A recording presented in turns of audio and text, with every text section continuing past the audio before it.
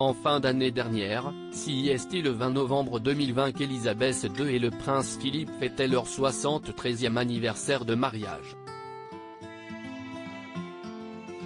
En pleine période de confinement, le couple était séparé de leurs arrière-petits-enfants.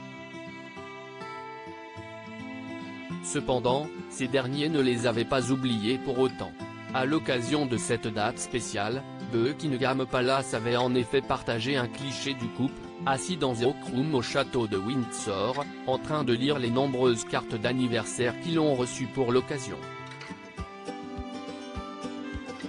Le sourire aux lèvres, on peut voir le prince Philippe tenir dans les mains une carte flanquée d'un gros 73 envoyé par le prince George, la princesse Charlotte et le prince Louis.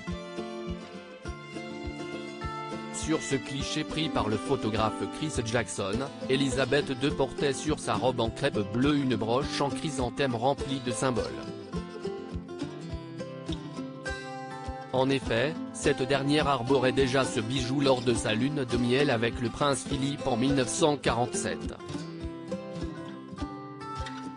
Quelques semaines avant leur anniversaire de mariage, Elisabeth II avait perdu une de ses plus proches amies, Lady Moira Campbell, l'une de ses demoiselles d'honneur lors de son couronnement en 1953, à l'abbaye de Westminster, mais aussi sa cousine, Lady Elizabeth Shirley. En cette période de deuil, la reine d'Angleterre avait alors énormément apprécié de passer le confinement auprès de son roc.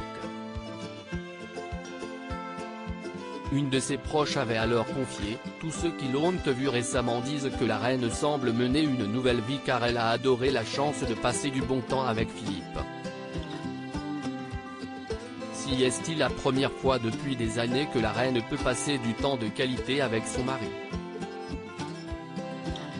Une véritable histoire d'amour lors de leur 50e anniversaire de mariage, CIST en 1997 qu'Elisabeth II avait confié, il a été, pour dire les choses simplement, ma force et mon été durant toutes ces années.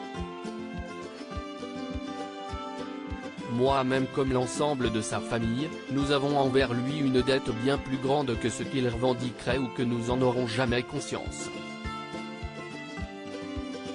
Alors que le décès du prince Philippe est une perte terrible pour Elisabeth II, CIST sur le plateau de cet avou qu'Isabelle Rivers, chef du service royauté au magazine Point de Vue, a expliqué hier, on dit que depuis la disparition, CIST très difficile à vérifier, mais CIST un bruit tenace là-bas, depuis la disparition de la reine-mère, la mère d'Elisabeth II, et de sa sœur la princesse Margaret, le prince Philippe était le dernier être humain au monde à lui parler normalement, à lui adresser la parole comme à une personne normale.